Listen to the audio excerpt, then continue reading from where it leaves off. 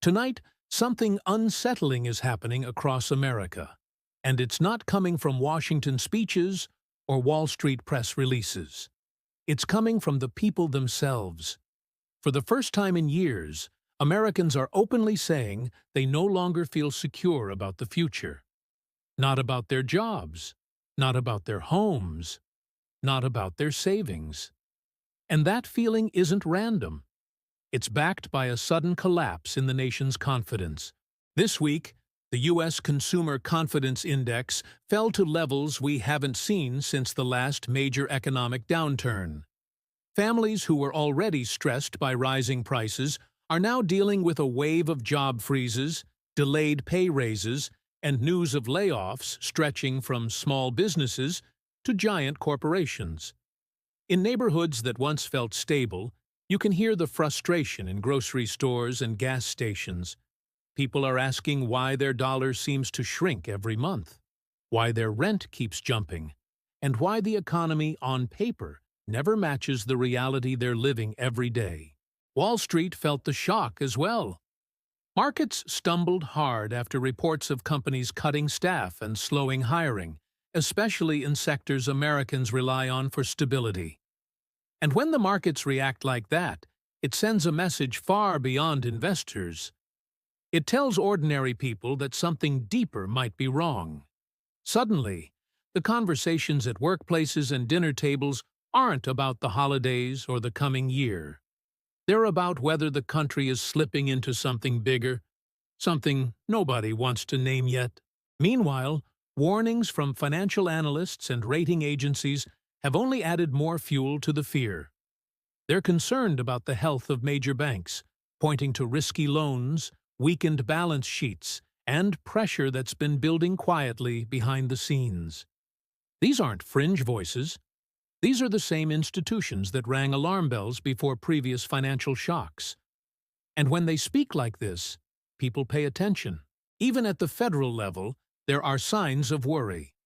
Officials have revealed early plans for emergency support systems in case banks or markets show signs of breaking under stress.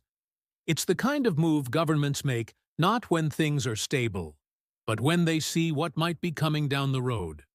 All of this lands on the shoulders of everyday Americans who feel like they're doing everything right and still falling behind. The affordability crisis, once just a headline, has become a daily grind. Groceries cost more, rentals are scarce, paychecks don't stretch, and now, with confidence collapsing and markets shaking, many feel as though the last bit of certainty they had is slipping away. Tonight, the mood across the country is one of quiet panic. Not loud, not chaotic, but heavy. The kind of fear that builds slowly, room by room, family by family, before the rest of the world even realizes something has changed. Across the country, the stories pouring in from ordinary workers paint a picture that numbers alone can't explain. People who once felt secure in their careers are suddenly unsure if their company will still exist next year. Offices that were hiring non-stop just months ago are now eerily quiet, with empty desks, frozen job postings, and managers who avoid answering simple questions. In some industries, employees say the mood feels like the weeks before the last recession, tense, cautious, and full of rumors no one wants to confirm. Tech hubs that used to symbolize American innovation are now facing waves of layoffs as companies shift to automation and artificial intelligence.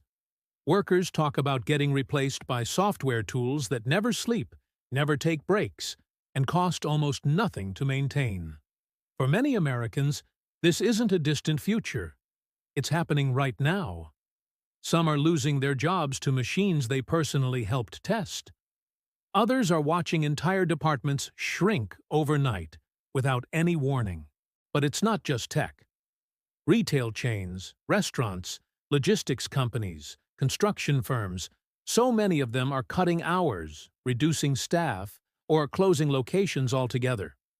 Employees say the hardest part isn't the job loss itself. It's the sudden realization that the safety nets they always thought would be there feel thinner than ever. Unemployment benefits don't stretch far. Health insurance becomes a nightmare. And for families with kids, the math doesn't work, no matter how many corners they try to cut. You can feel the pressure building in small towns just as much as in big cities. Local businesses struggle to keep their doors open as customers spend less and bills pile up.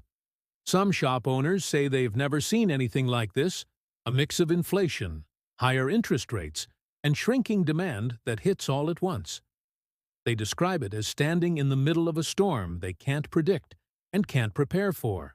In rural areas, farmers are dealing with increasing debt, unpredictable prices, and equipment costs that have gone through the roof. Many of them say the current financial climate feels like a slow squeeze, one that threatens not just their livelihoods, but the future of their land. For families who've worked the same soil for generations, the emotional weight is overwhelming. Meanwhile, Americans watching their savings drain away are cutting back on everything they can. Vacations are canceled, cars go unrepaired, medical appointments are postponed, parents quietly skip meals so their kids can eat enough. These sacrifices aren't making headlines, but they reveal a level of stress that numbers don't capture. What's happening now is reshaping the way people think about their future. They're not dreaming about moving up. They're fighting just to hold on to what they already have. And when millions of people begin to feel like the ground under them is shifting, it creates a national mood that's impossible to ignore. In the middle of all this uncertainty, something else is starting to spread across the country. A deep mistrust in the institutions people once relied on. Americans are looking at the numbers coming out of Washington and Wall Street, and many simply don't believe them anymore. They hear leaders insisting that the economy is resilient, yet when they check their bank accounts, their bills, or their pay stubs, the story doesn't match. It's creating a quiet anger, the kind that builds when people feel they're being told everything is fine while their daily reality says the opposite. This frustration shows up in conversations everywhere, at gas stations, in school parking lots, at sports fields, in break rooms. People whisper about how long they can hold on, whether their savings will last, whether their rent will jump again next month. Even those who once felt comfortably middle class now admit they're one unexpected bill away from crisis. And that fear is pulling at the seams of the country's trust. The banking system, once seen as a pillar of stability, is facing intense skepticism. News of potential weaknesses, risky loan portfolios, and emergency planning behind closed doors has Americans remembering moments they hoped never to relive. Small depositors are reading about downgrades and warnings from rating agencies and wondering if their money is truly safe. Many don't know who to believe anymore. The experts who say everything is contained, or the analysts warning this could be the start of something larger. At the same time, political leaders are locked in battles that seem disconnected from the daily struggles of ordinary families. Instead of solutions, people hear arguments, investigations, speeches, and finger-pointing. It feels to many like the country's problems are growing faster than the ability of those in power to address them. And when people lose trust, both in the economy and in their political system, it creates a mental pressure that doesn't show up in any official report. Communities that once felt unified are now divided over what they think is happening. Some blame government spending, others blame corporate greed, others blame global turmoil or technological disruption. But beneath all the disagreements, there's one common thread. Nearly everyone feels something is wrong, and no one trusts that it will be fixed soon. Even in everyday interactions, you can sense a shift.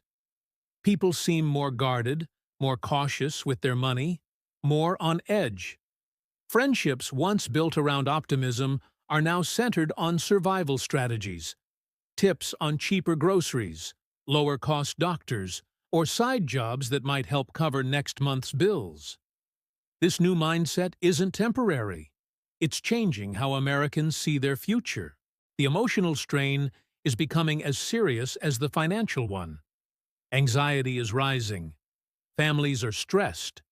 Couples who once planned for vacations or new homes are now debating what to cut next. And young people, watching all of this unfold, are asking whether the future they were promised ever really existed at all. Across the country, the unease that once felt distant has now settled into everyday life, shaping the mood of entire communities in a way that's impossible to ignore. People wake up checking their bank accounts before they check the weather. They drive to work thinking about rising interest rates instead of planning their weekends. Even the simplest decisions, buying groceries, filling up the tank, renewing insurance, feel heavier than they used to. It's as if the entire nation is quietly holding its breath, waiting to see whether things stabilize or break. What makes this moment so unsettling is that the stress is not coming from one single crisis. It's the stacking of many pressures at once. Higher costs, slower hiring, warnings from financial agencies, unpredictable markets, shrinking savings, and a growing sense that the systems built to provide stability are now struggling to do so. Americans feel these shifts in real time, and they're adjusting their lives in ways that reflect a deeper sense of caution. In homes across the U.S., families are sitting at kitchen tables with calculators, cutting out anything that isn't essential. Parents who once promised their kids a trip or a new activity are quietly shelving those plans. Retirees who thought they saved enough are watching their accounts drain faster than expected. People who spent decades working hard and following the rules now find themselves wondering how this moment became so fragile so quickly. The emotional impact is just as intense.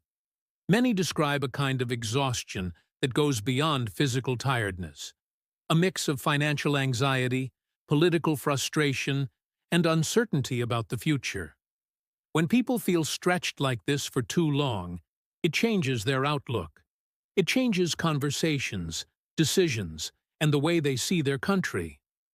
Some say the hardest part is not knowing when the pressure will ease, or whether the next headline will bring relief, or another reason to worry. Local communities are responding in different ways. Some are pulling together, organizing support groups, food drives, and neighborhood networks. Others are drifting apart, as stress makes people more isolated, more protective, and less willing to talk openly about their struggles. In both cases, you can see how deeply this moment is reshaping the fabric of American life. The signs are everywhere. In the quiet storefronts with shorter hours, the restaurants with half-full dining rooms, the job boards with fewer postings, and the long lines at budget grocery stores. These are everyday signals that something beneath the surface isn't as stable as it used to be. And because these changes happen slowly, week by week, many Americans feel they are watching their sense of normal slip away almost in real time. As the days pass, more people are asking themselves a difficult question.